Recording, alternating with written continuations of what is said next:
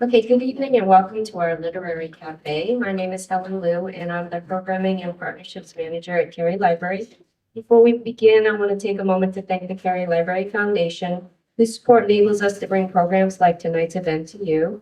The Literary Cafe was created by the foundation and they're pleased to collaborate with Kimberly, Hensle, Lowrance, and Marjan Kamali on this series. I would also like to thank the public libraries in Ashland, Bedford, Needham, Tewksbury, and the Thomas Crane Library in Quincy for partnering with us on this program. Lex Media is here to record the program and will be posted to the library's YouTube channel sometime next week. We will have time for questions at the end of the program. If you're joining us in person, please raise your hand. And if you're joining us via Zoom, please submit your questions to the Q&A or chat. Now I'd like to introduce our hosts. Kimberly Hensle Lawrence is a member of the Cary Library Foundation Board and a producer and on-air host for A Mighty Blaze, an online literary organization. Please join me in welcoming Kimberly, who is going to introduce our guests this evening. Thank you, Helen. Can you all hear me okay? Yes, great. Thank you, Helen. Thank you, everyone who is here tonight. And then also all of our audience members who are logging in online. We're very grateful that you've chosen to spend your evening with us and our amazing panelists. The Literary Cafe series that we're hosting tonight is something we've been doing for about 2 years here at Cary Library, and you can watch all of our past presentations online. Just go to YouTube and look for Cary Memorial Library. So I wanted to just reiterate what Helen said, that we're going to do a Q&A at the end, so please keep your questions. We definitely want to hear your queries for our panelists. So perhaps you are like me in that you are fascinated by books and storytelling, perhaps even slightly obsessed by books and storytelling. If you are, and I'm sure you are, if you're here, you are in the right place, and we have an amazing panel for you. So let me introduce our speakers, and then we'll jump into our conversation.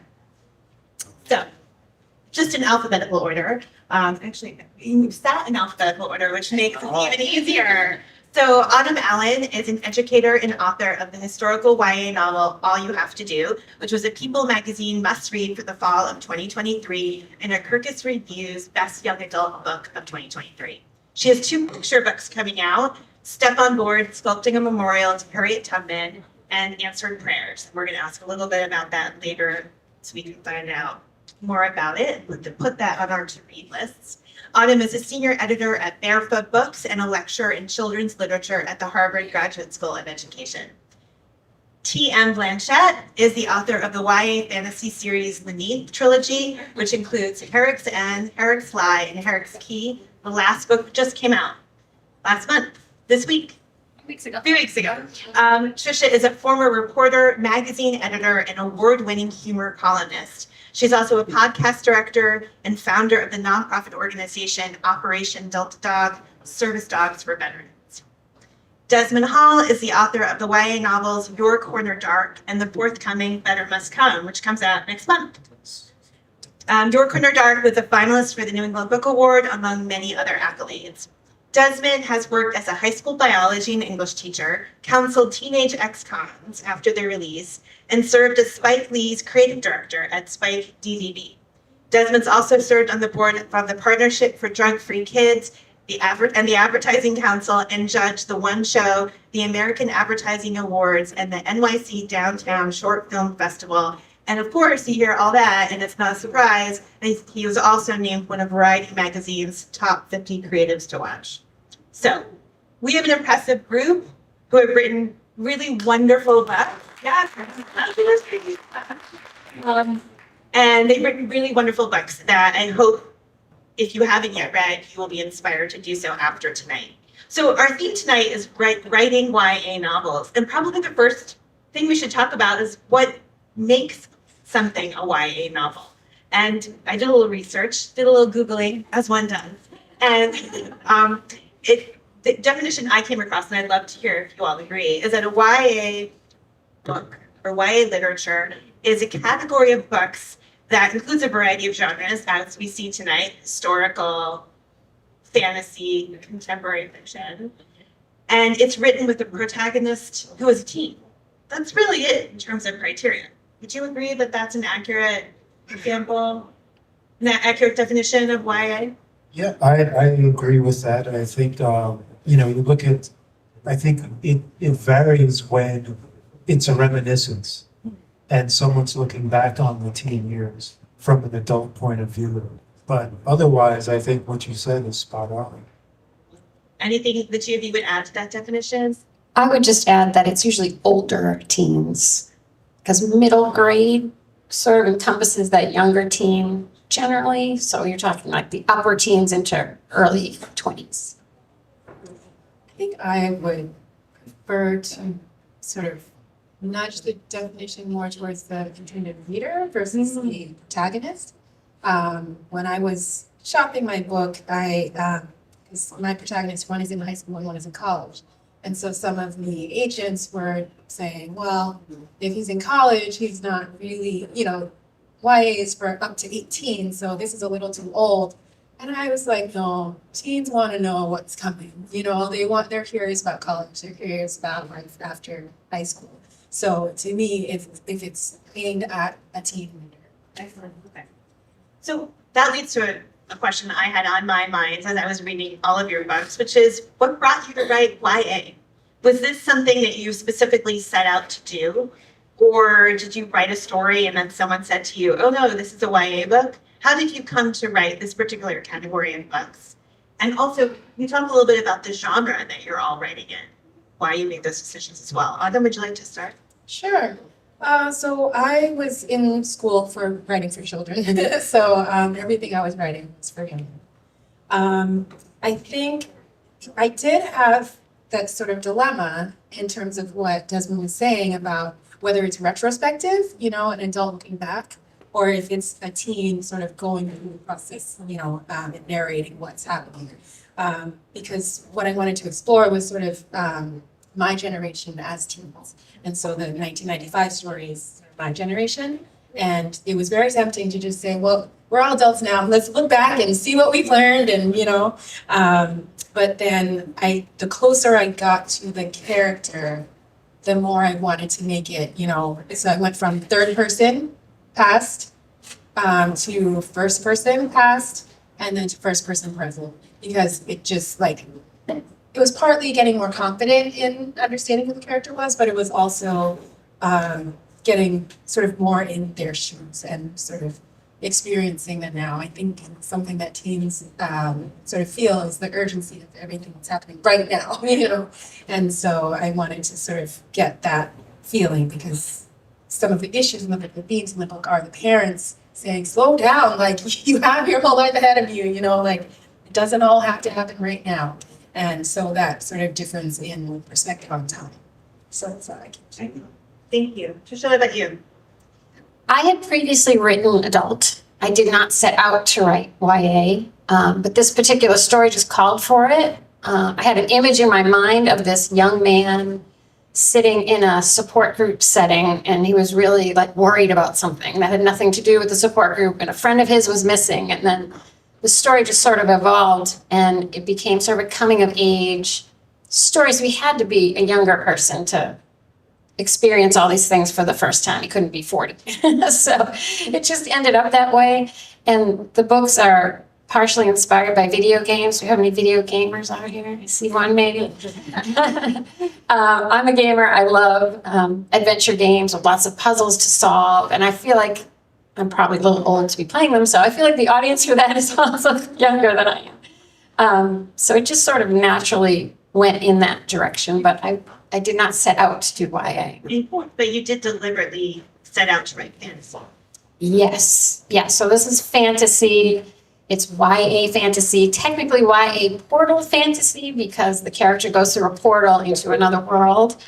The story is actually about a shy young guy from Boston who gets sucked into a magical portal and gets pulled into a dangerous world below Boston where there's lots of magic and nefarious things going on. And he has to find his way out.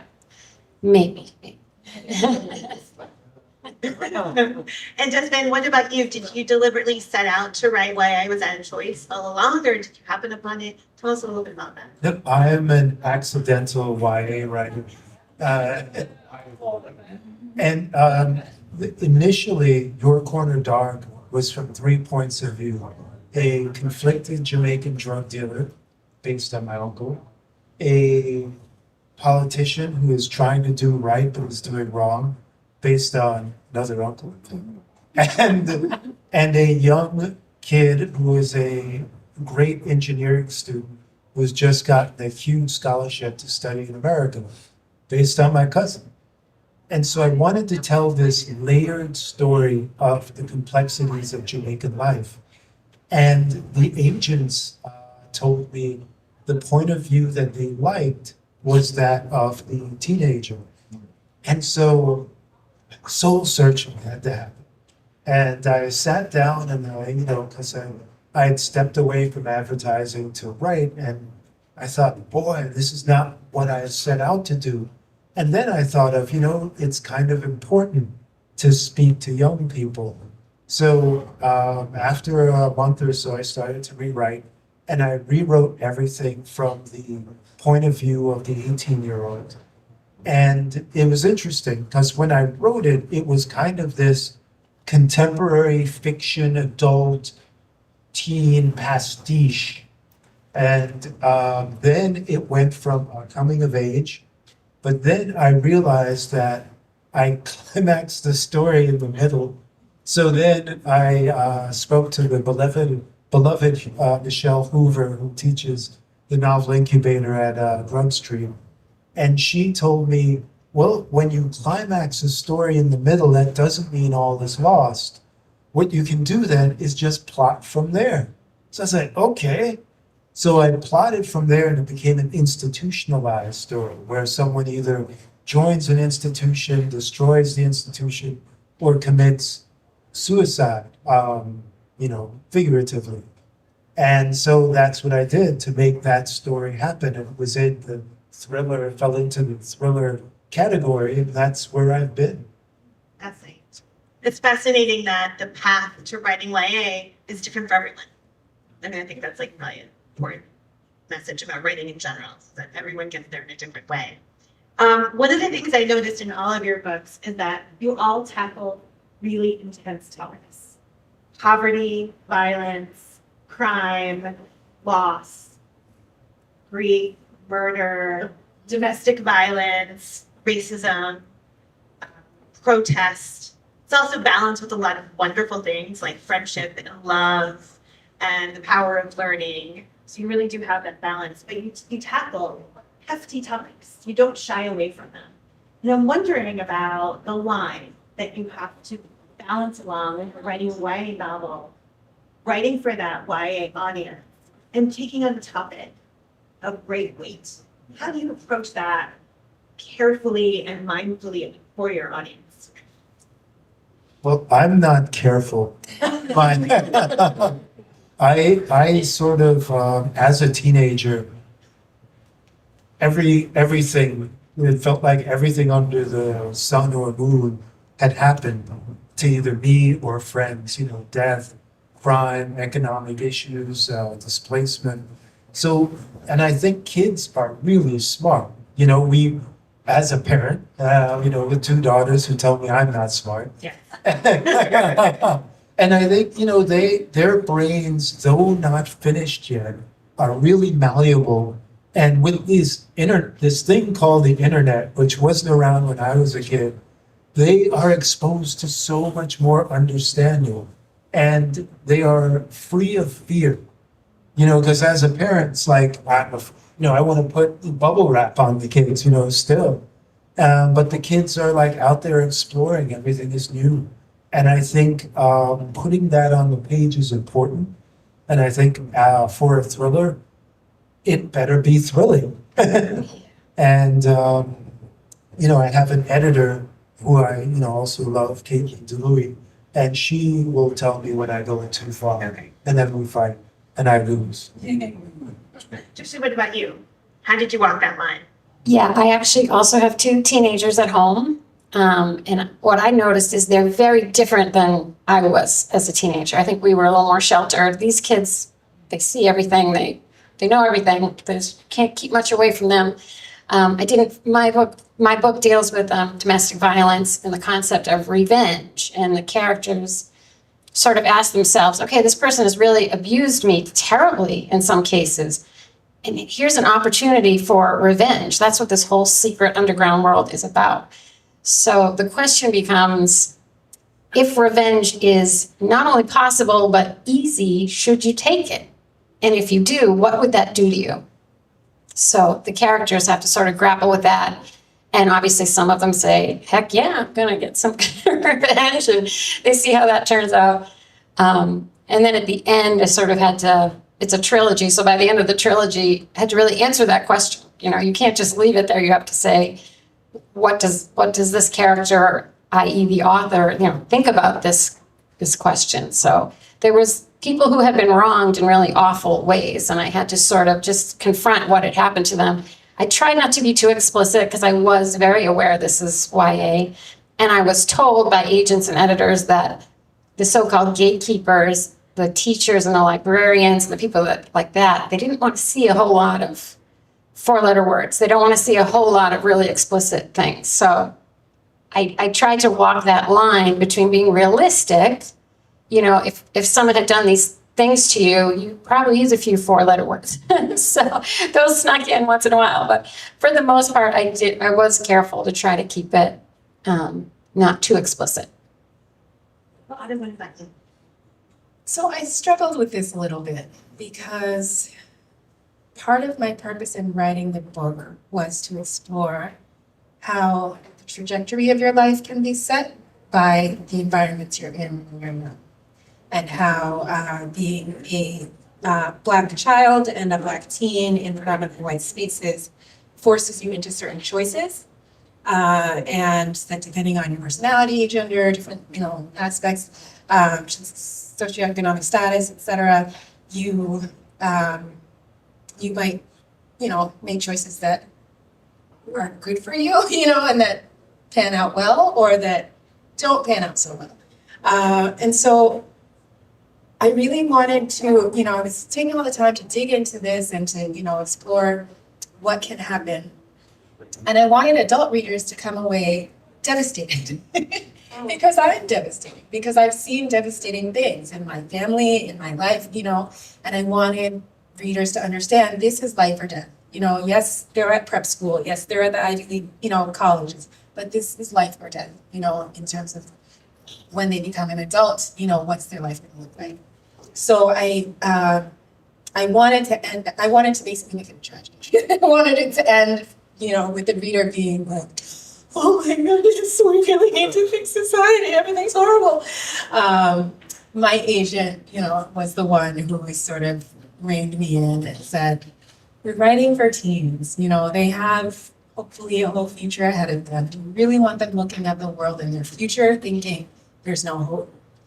And I stewed on that for about a week. And then I said, yeah, it's fine, okay, I guess I'll give it a little more, hope. And so I still had, some bad things happen, but I sort of gave some nuances at the end of, if you have your community, if you have your family, you at least have a basis from which to go. So. Yeah. I think that's such an amazing point, and to get to that place of optimism versus not even negativity but reality.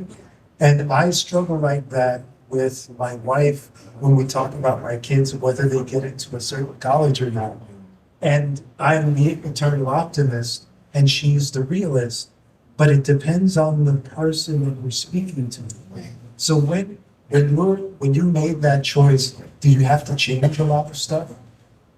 I ended up writing an ending that I didn't like.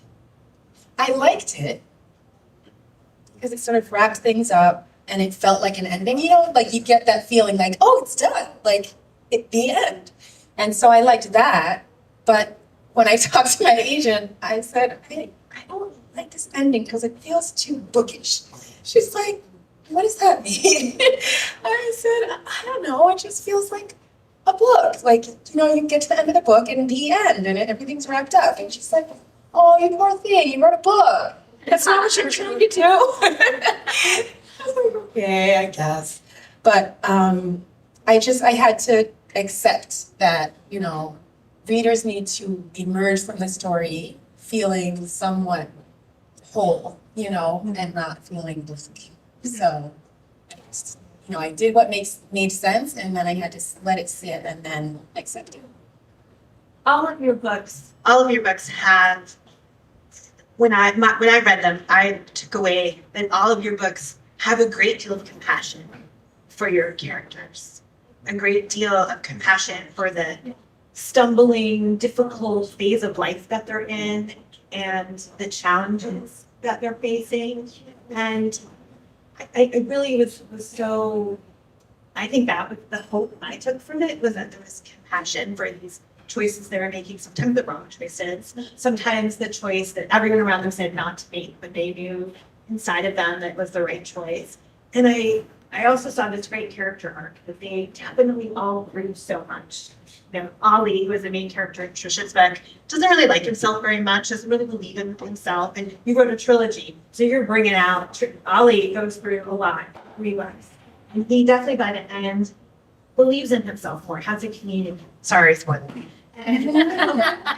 And Desmond, you know, Frankie goes through, there's this wonderful scene in your book when Frankie is realizing that if he listens to his inner voice, then he is never wrong, that he follows his instincts. I think that was a scene I read again, and I thought there are adults who struggle with listening to their inner voice. In Autumn, Kevin and Ron both go through so much in the book, and yet I mean, I really felt like Ron is just such a positive character.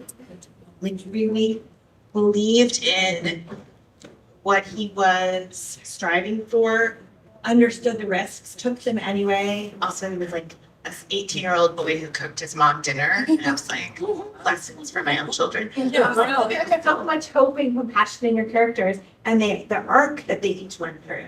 I wondered if you could talk about that process of writing growth for a character. How do you establish that in a novel? I think we all just read it and take it for you know, now it is great. The author did a wonderful job. What's your process when you sit down to read them? What are some of the key steps we want to take, key things to keep in mind? It's actually challenging for me because I think, like a lot of authors, you just love these characters. They're real to you. They exist in your mind, and you don't want to give them any problems. So for my first draft is always, I'm just too nice to them. And then I'm realized, okay, we got to make this much harder. We've got to make them make all these bad decisions and take all these wrong turns. Yeah, and at the beginning, Ollie has a lot of struggles with self-esteem. He's overweight. He's in a support group for weight loss. And as I started to write the book, I thought, oh, well, that's his issue. You know, that's what he's going to overcome. And then as I kept going, I realized, no, that's not his issue at all. That is a side effect of his issue, which is he's lonely. And he doesn't know how to connect with other people, either his age or other ages.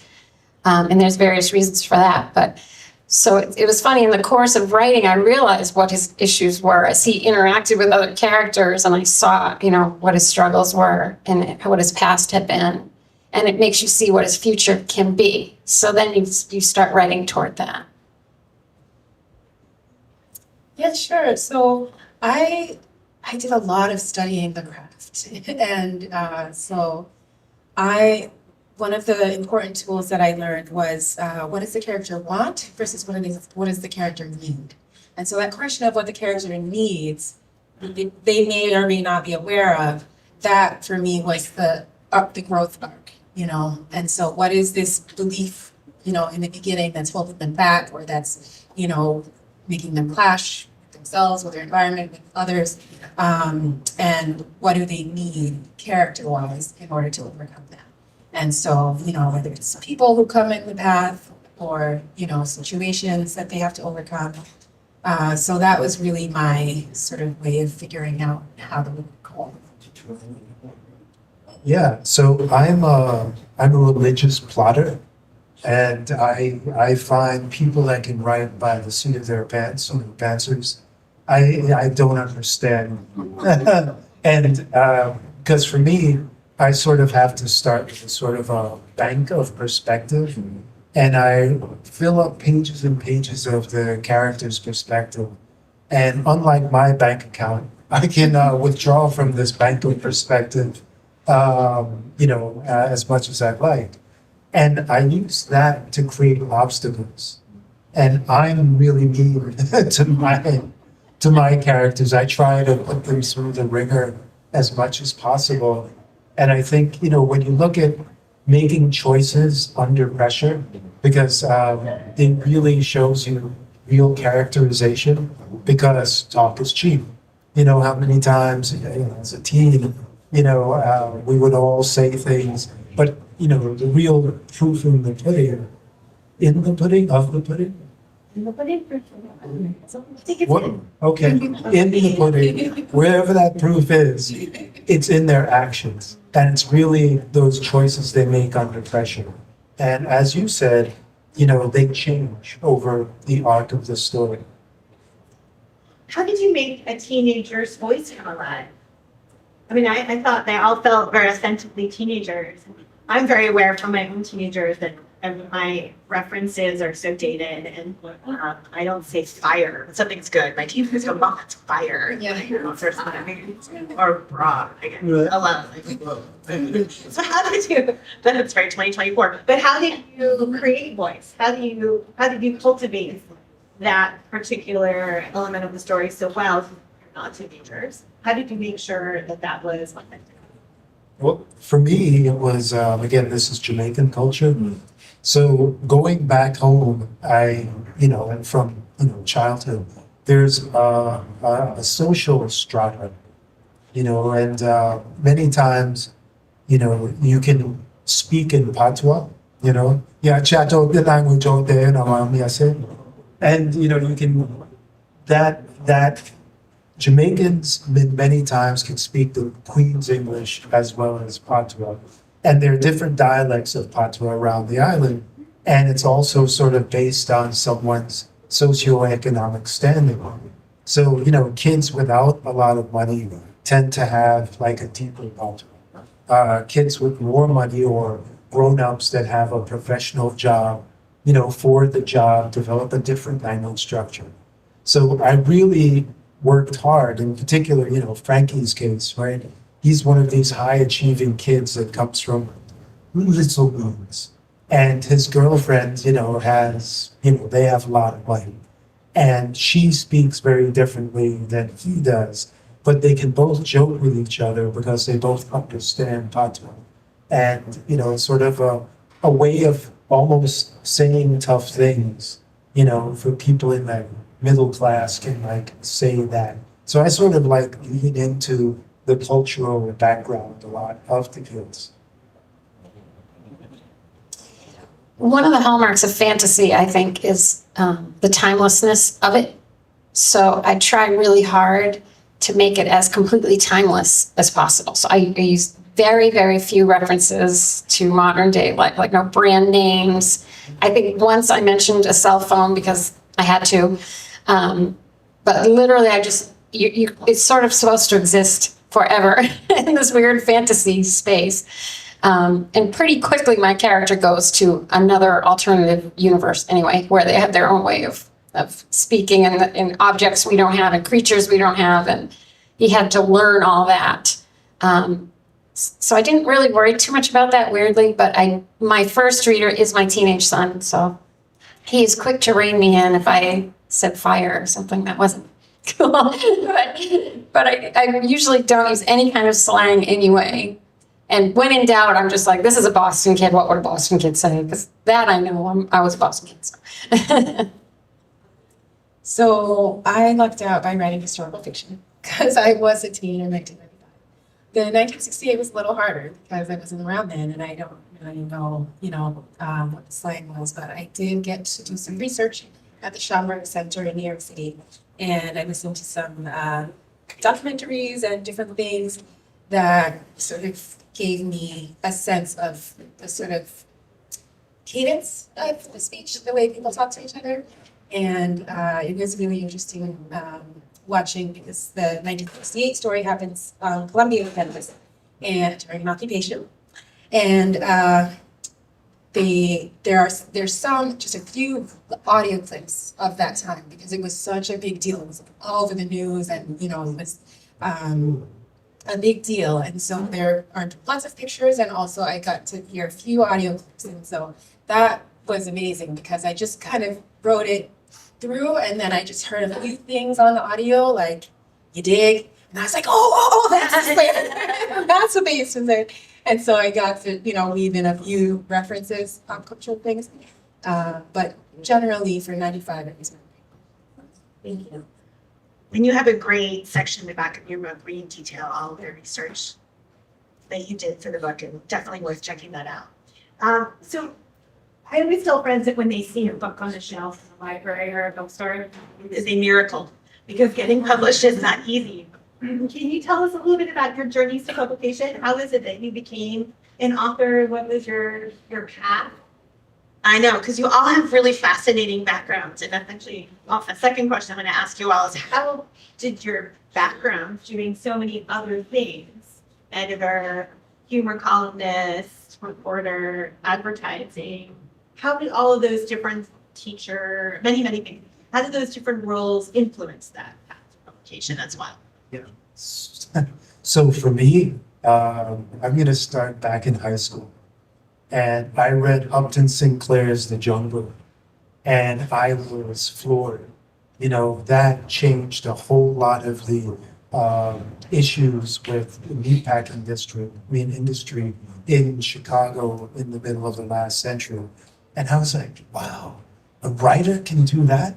You know, because it really spurred a lot of like political will. And so I thought, I want to be a writer. So I go to college and I study journalism, and a professor I really liked takes me and someone else out for beers and says, you shouldn't be a journalist. You're not good enough. So I was like, okay. So at that point on the Eastern Seaboard, if you wanted to make money as a writer, advertising was this one avenue. So I go get an internship by just blanketing my resume all over, and a creative director tells me in Manhattan they're hiring people off the street. So, you know, here I am thinking I don't really have any credentials. So I put my resume and a couple ads I made up in a pizza box, and I fake my way into the place and deliver a pizza to the lady who made the beloved Louisa Robinson. And she hired me. And, you know, as a rookie, and I ended up working for Spike Lee, you know, as his creative director. And then I thought, and all this time I'm writing and I'm sending out manuscripts starting the old-fashioned way. You had to put the self-addressed stamped envelope and getting all the rejections, you know. And which was good. I had a job because it helped with the stationery at 40.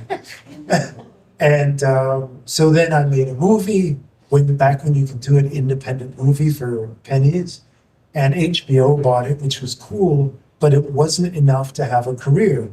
So then I did a play thinking, oh, okay, I'll do that. And that did okay, but it wasn't the right thing. And then my wife, you know, we're in Brooklyn, and my wife got a job at UMass Boston. And, you know, we had to move from Brooklyn, and you know, my fingernails, I think, are still on the concrete. But I discovered Grub Street. And, you know, and I tell the kids all the time at book events, you know, I'm looking at you, young man out there, find the best teachers you can, you know, and find them early and learn everything from them. Because all this time I was kind of hoofing it. You know, I knew how to do film, I studied a little playwriting, I did advertising, but I didn't really study novel work, you know, and then I got into the novel incubator at Grub Street. And then from that led me to, you know, getting an agent. And just to throw this in there, a week before getting an agent, I got the job to go run the McDonald's account in Chicago. And my family said, don't take it. And I'm like, well, don't you want to go to college? And you know, they said, hang in there. And like, lo and behold, it was, you know, 10 days later, I got an agent, like, so you need the community and great teaching. And perseverance.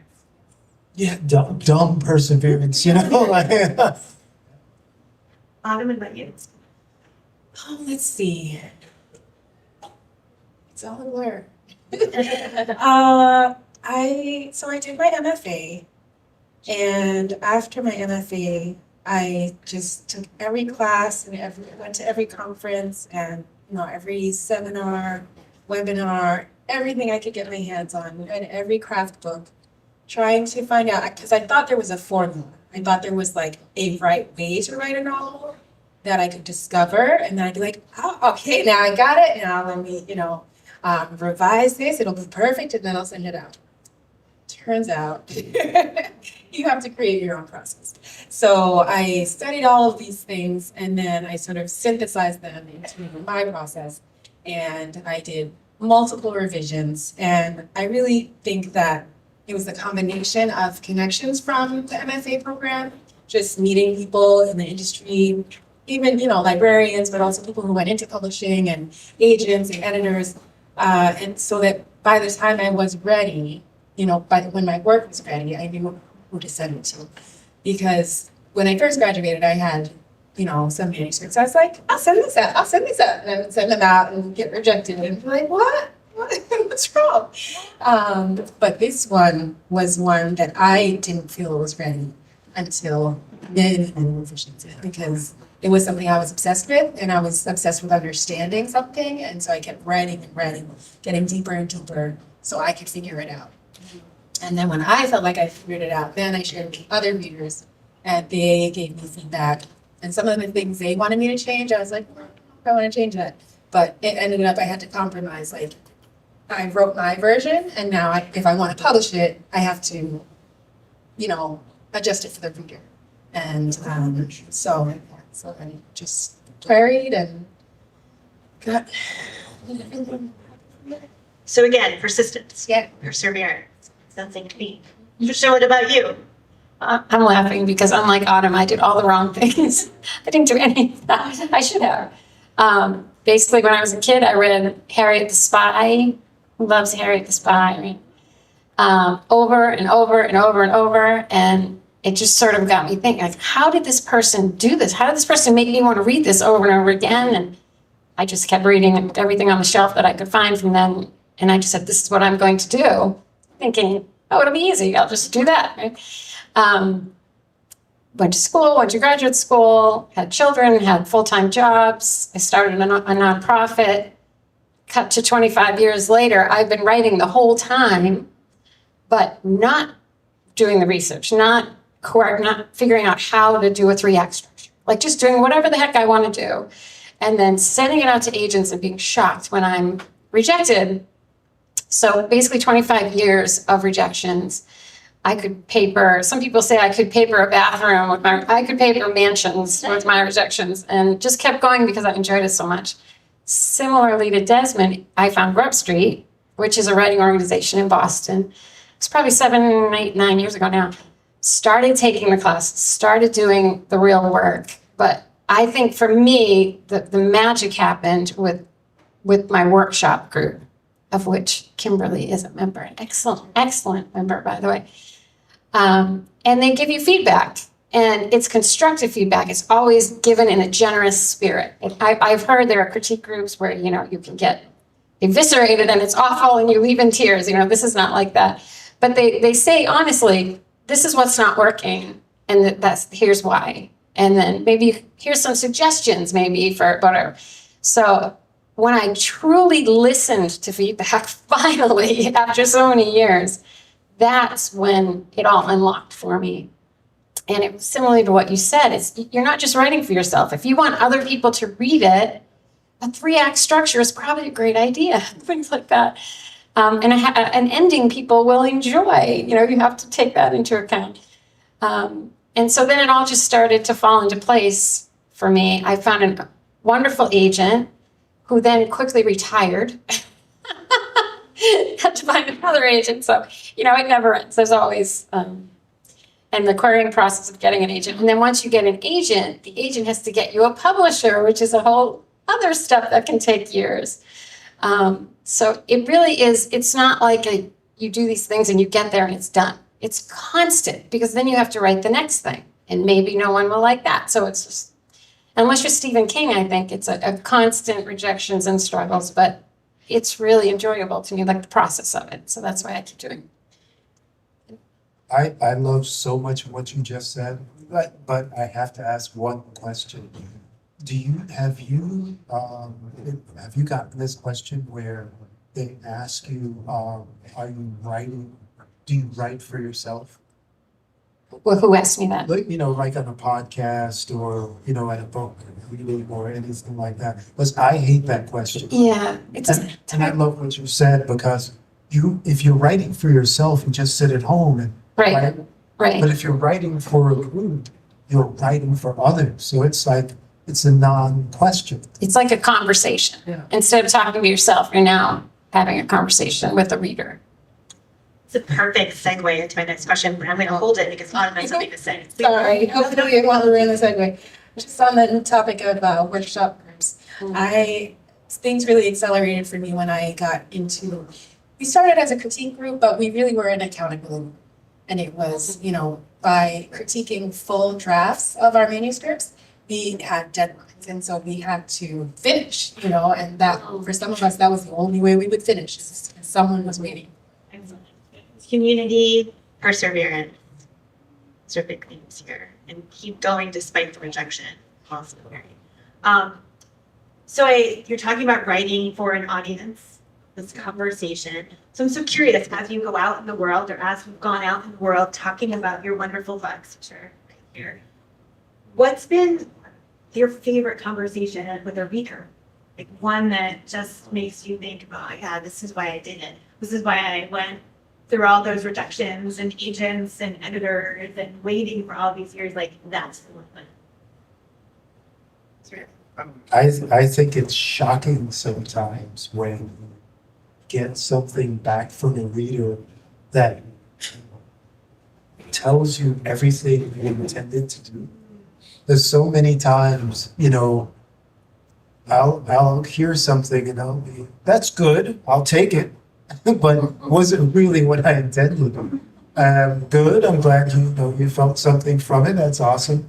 But those times when you hear that you actually accomplished, at least, to those few people, you got across exactly what you wanted to, that I love. Yeah, I think my favorite is that thing people say, which is I can't put it down. I stayed up late. I was late for work or whatever, whatever the thing is, I couldn't put it down because that's really what I was going for. I just wanted it to be super suspenseful, fast-paced, adventurous. I end every chapter on a cliffhanger. So my point is trying to get you to be late for work. So when I find out it works, I'm very happy about that.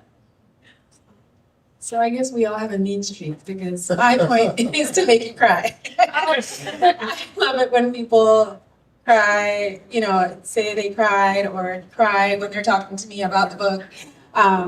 It just makes me happy because I feel like they really got it. They really felt it. They let themselves go there, with the characters, and that's what I mean. So I wanted to ask what kind of readers you were as teenagers. So we've heard Harriet the Spy, Lover here, Upton Sinclair. Are there other authors or books that shaped you as writers from this age of being a teenager? Yeah, I was crazy into Robert Ludlum, all the spy novels, to the point where I thought I was going to become a spy novelist. And this, white girl from the suburbs was trying to write spy novels, and it didn't work out so well.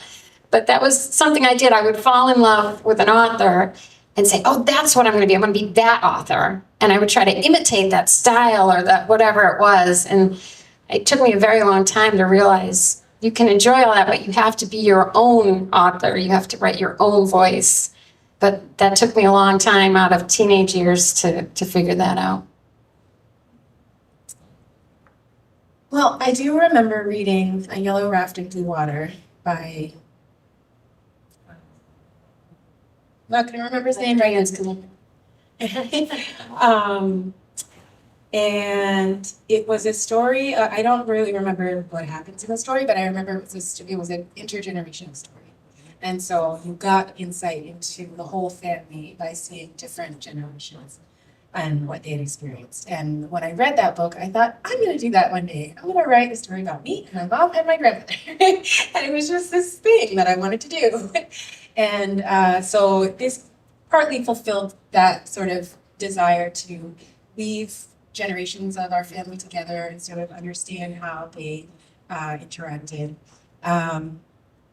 And sorry, what was the question? No, that's about it. Yeah. Oh, okay. Yeah, that was the question. Yeah. Yeah, I think for me, I again, I was slow to understand I needed to study harder. You know, I went to a fantastic high school, and I think it was even better than my college. And I really appreciate those teachers back then. And their curriculum was really strong. And I think back then I was, you know, I was in many ways a lost kid and finding my way to the world, you know, putting it together. And I remember the symbolism from Red Badge of Courage. I remember the plot twist in Sir Gawain. And, you know, as you bring those up, and as I mentioned, Upton Sinclair, the overall impact of that book, but I didn't read much on my own. That came later in my life. And, you know, I love what Trisha said of like being not put down in it, you know, and I love that now. And I love these times of like opening up the gap between expectations and results and keeping, you know, people on the edge of their seat. And then the, you know, telling the revelation on the turn, you know, because so that it's like, it has like a double whammy kind of thing. I love that. So I think a lot of those earlier books in high school really helped me understand that on a subconscious level. And later on, when I studied it, which I should have done earlier, then I knew how to do it myself. Excellent. So we're here tonight talking about your current projects, but you all have more coming. You have a book coming out next month. Could you tell us a little bit about it? Yes. Dying for last one. Yes. So it's called Better Must Come. And in Jamaica, oh, that's it. Well, thank you. Da-da-da. So in Jamaica, it's 2 points of view. And the first point of view is Deja. She is a barrel girl. There's a psychological term given by sociologists in the Caribbean to children who are left by their parents to go seek employment in the so-called first world while leaving the kids with family, friends, or by themselves if, you know, they're old enough and mature enough to do it. And, you know, the parents go do this, and it's something like 40, it's at least 40% of kids go through this, you know, this type of abandonment. And the parents can make more money in 2 years than they can in a decade back on the island. So Deja is one of these kids, and she gets into a heck of a lot of trouble. And there's a second child. He is stuck in a posse, which is a gang, and he desperately wants to get out of it. And he and Deja meet. So one day, Deja is doing some fishing to augment the family income, and she comes across a man who is badly wounded, and he is a dying DEA agent. And what she has done is she's stumbled onto a drug deal gone bad, and she's trying to save this guy's life, and he's like, no, take this bag and get it to this guy across the island. And she's like, no, I can start the boat, I can save him. No, get this bag and don't let them get it. She's like, them? And then turns out to be this posse that's hell-bent on getting this bag of cash that she finds out is stuffed with 500,000 American. And she has to get it across the island. And that love interest, that kid who was in the posse, he is in that posse and he is also looking for her. So their lives intersect on this crazy journey across the island. And in the rewrites, what I discovered was that I was writing a version of the Odyssey. You know, like, right? Like how Odysseus has to find his way back home after the Trojan Wars. Deja has to find her way back home after this, you know, sort of Caribbean Odyssey. And, you know, I've layered in some Easter eggs. So there's a Cyclops, there are the sirens, you know, and there's the cattle prophecy, et cetera, the eagle's talons, and they all come into play. Excellent, thank you. It's on June 4th. June 4th. Excellent. So definitely something to go pick up from your local bookstore or your library. Autumn, you have 2 books coming out. Yes, I have 2 picture books coming. Show off. Picture books. The thing about picture books is you can write them, 5 years ago, and it all depends on the art schedule when they're going to actually come out. So these might come out in the same year. Doesn't mean I wrote them at the same time. So one is called Step on Board, Sculpting a Memorial to Harriet Tubman. And it's about the Harriet Tubman Memorial in the South End of Boston, which was made by my mom. And so and so it tells the story of a young girl watching her mom, who's a sculptor, sort of figure out how to represent this amazing hero in sculpture. So that's coming out in 2025. It'll be illustrated by Ekua Holmes, which is super exciting. She was a friend of my mom's, and I'm getting excited. Oh, very great. Way to honor your mom. And you have a second one. Yes, and Answered Prayers is sort of an ode to Muslims of African descent in the Americas. And so it goes from way back when, like before Columbus, the first people to sort of adventure over here, all the way to the present day, of course, highlighting Malcolms, but also, to the present, singers and famous people, Congress people. And so, yeah, that's a picture. Excellent. Excellent. And Trisha, what about you? You have a new project you're working on. I am, but I just wrote 3 books in 3 years, so I need a long nap first. But I have started something new in adults. I'm not sure, it might veer back down to YA. We'll see, depending on the age of the character. But it's a little grittier, so I don't think it will qualify. But it's actually set in Lowell, Massachusetts, and it's tentatively called Mill City Murder. Excellent. But it's only about half done, so. Excellent. Excellent. So I have more questions, but I know our audience is waiting. So I'm going to check in with Marjan. Any questions from our online? Not yet. Not yet? Okay, well, to our folks online, we'd love to hear your questions. And what about everyone gathered here in Cary Library? We do. Sorry. Okay, I'm coming to you next. Marjan. Here we go. How did your novels change before and after your agent's edits? Were you happy with the end results? We touched on this a little bit, but maybe we can expand. Anything you want to add to what you said before about your revision process?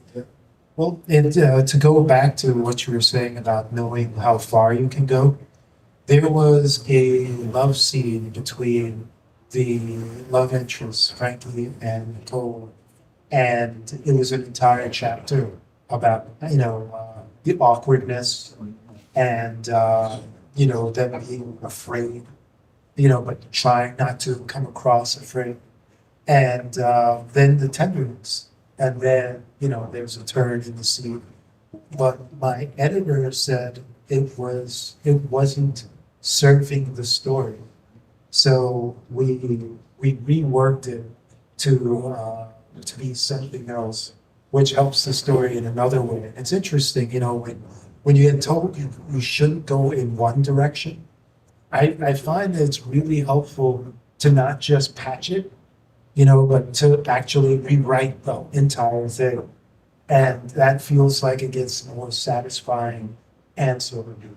Trisha, Autumn, anything? The feedback I almost always get from agents and editors is they can tell I was a journalist because I was a journalist or newspaper reporter for a long time, and we worked in column inches. So they would say, you have 8 inches to tell me that whole story from beginning to end in what they call an inverted pyramid. So I got really good at writing very fast and short. So I write too short when I write a novel. And I just keep the action going and bang, bang, bang. And so the agents, they're always saying, more. I want more about how she felt about that bottle of water. You know, you mentioned the water, but what about, you know, I'm like, oh, I don't want to talk anymore about it. Like, you have to talk more about how she felt in that moment and more. So that's almost always the feedback I get. And most authors, I think, are told they have to shorten, and I'm always told I have to lengthen. Yeah, I'll just add that I really appreciated my agent because she recognized that she's just one voice. And so when I would say, well, my husband read it and he thought this, well, my sister thought this, and, you know, my brother thought this, you know, she wouldn't say, well, they don't know what they're talking about. I'm the agent, you know, she would say, okay, you know, that's valid. You know, if they're part of your intended audience, then, you know, listen to that. So she would help me to sort of mix and match all the feedback I was getting. You had a question right here. You mentioned writers' workshops and communities that you share your work in for feedback. How did you protect your work from idea theft so that when you're sharing your story with someone, you don't find it got printed under a different name the following year by somebody else?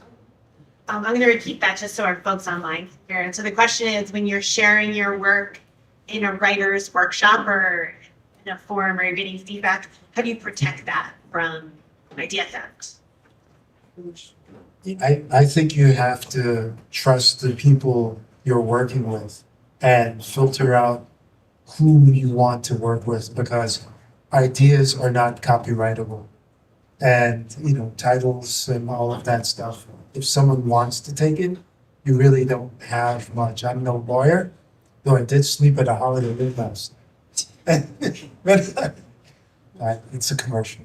And, but remember that? If you sleep at a Holiday Inn, you can do anything, is the idea. Anyway, back to the point. Your ideas are, you know, easily taken. You know, I'm not a lawyer, but obviously, if you are around people that you trust, then, you know, you should be relatively safe. But otherwise, you know, the idea's gone. Well, one thing I've heard about protecting your work is to email it to yourself, to someone else, so that you have the date stamp of when you wrote what you wrote. But I completely do that. I didn't share my work with anyone I didn't trust. Any other, two questions. Great. Callie? I'm just curious, there may not be a difference, but do you find a difference between your leadership, like the YA readers and adults readers? Do they react to those differently, or do you think it's one? Again, I'm just going to repeat it for the online folks. So do you feel that there's a different response between YA readers or teens or adults reading YA? Did I get that right? There's a response to your work. Well, a large part of our market is adults, which is interesting, you know, and I think the people that appreciate YA, you know, as adults and not young adults, they you know, take it kind of like the kids do. They just have that perspective, and which is really cool. I think people that, you know, so there's some people that just won't read YA because it's that category, which is kind of stigma. And, you know, they're just not part of the target. I think I'm lucky in the fantasy genre. It's not as defined by age. People who like this sort of thing just like this sort of thing, and they don't really care how old the character is. And in a lot of cases, like the Hunger Games, you know, she's a young character, but oh boy, did adults love that book. So it's just, I think I'm lucky in that genre. Yeah, for me, because my book is set in schools, I get a lot of teachers who are like, my mind is blown, I'm learning so much, you know, I'm learning how to interact with teens, you know, and so there's that. And then for young people, it's more like, I feel seen, I feel understood, and I also have a lot to think about. So it's 2 cents. Yeah, I think you covered this a little bit in the beginning. And I did want to say that I read 2 of the 3 books and they were great. I don't want to say which students I'm finding one. But I do have to check out the fantasy series that is in book. So what my question is the difference between YA and adult. I know we talked about that a little bit at the beginning. But I remember I was like doing this, it was actually more of a nonfiction thing, but the professor was like stuck her nose up to someone who was doing a YA nonfiction book. Oh, it's simplistic, it's this and that. I mean, something that I've noticed kind of the YA books I read tend to have a little dialogue, maybe less description than I might see in an adult book. But I'm wondering from your perspective, what do you see as the main difference if you were to set out to write YA with just adults?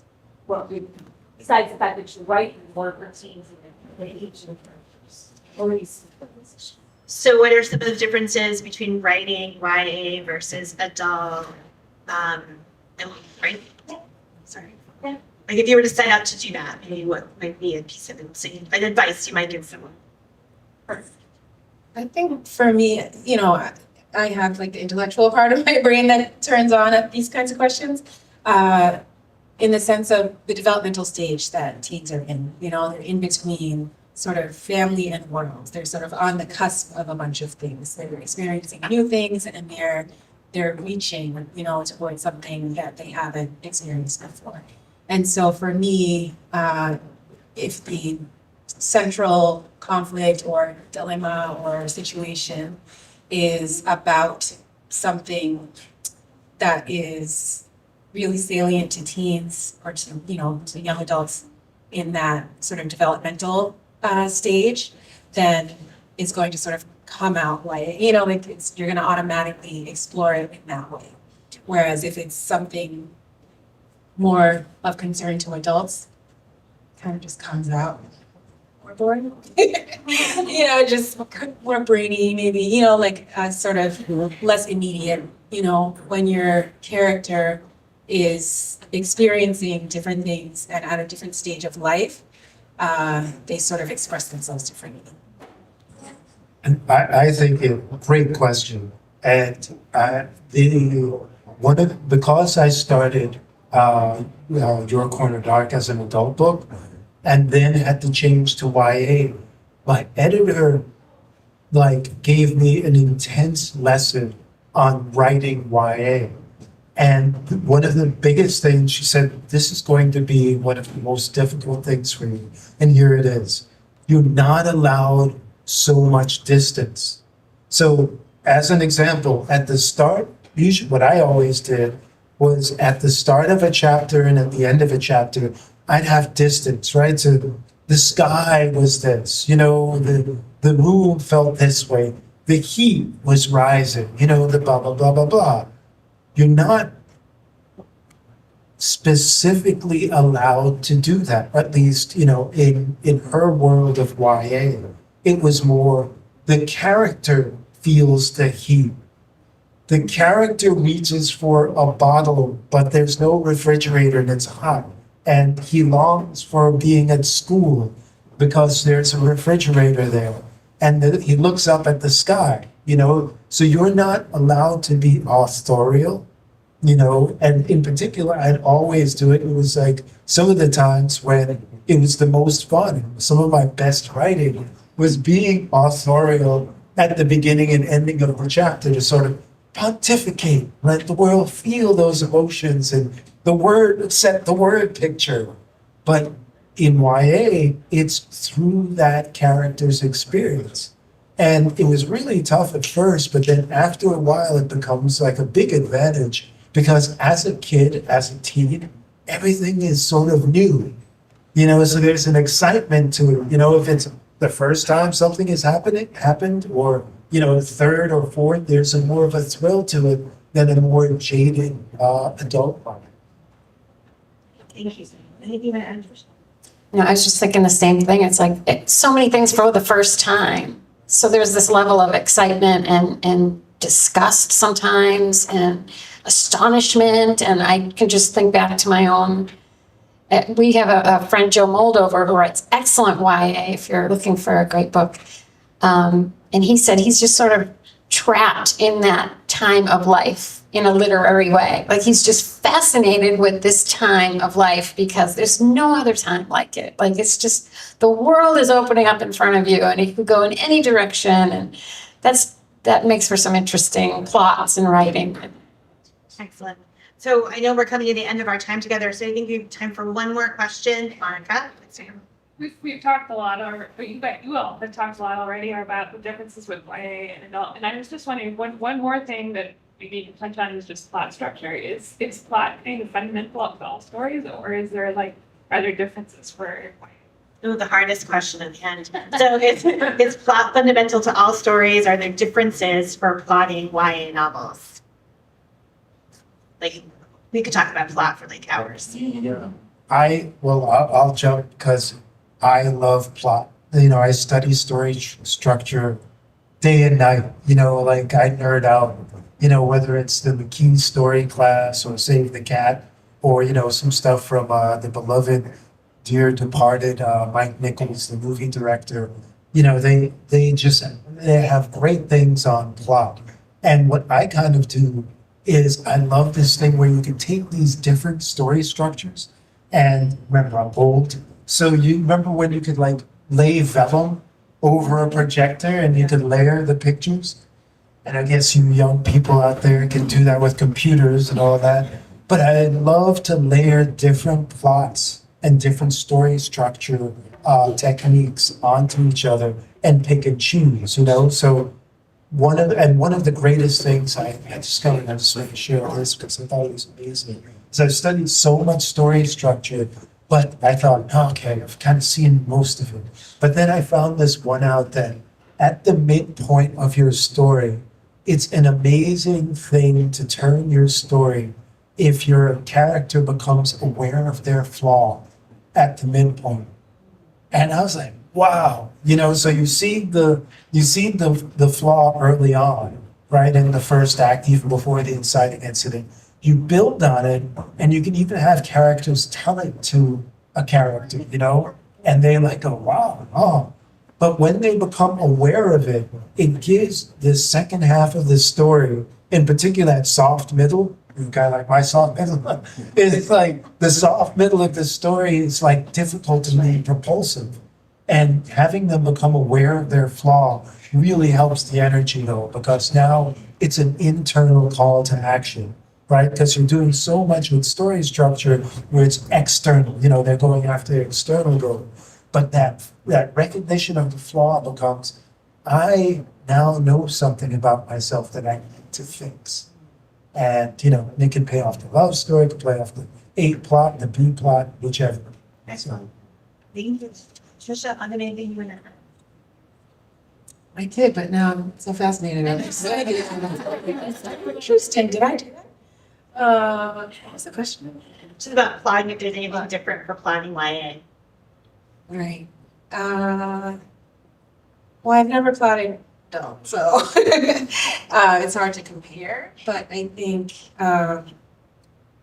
with plotting YA, I used a lot of, I just studied the novel, so I didn't, there aren't that many books out on, specific to YA novels. So I just read, like Desmond, I read everything I could get my hands on about plot. And I used Story Genius, that was one. And so it was pretty much, I just applied the adult format to YA. So I would be biased in favor of, it's all the same. Yeah, I think a good story is a good story. I don't think it matters how old the main character is. Excellent. Thank you so much for being here tonight. Hey. Thank you.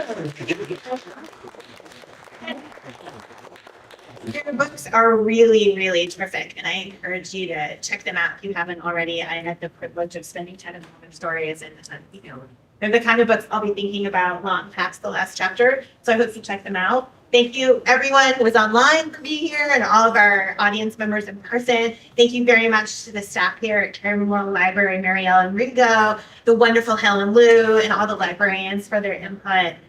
We really appreciate their support and yours as well. And of course, thank you.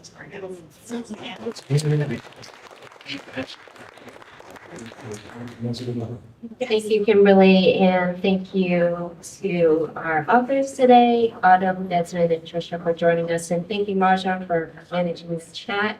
Thank you, everyone online, and thank you all for joining us and braving the weather and coming out to see us. Have a good night.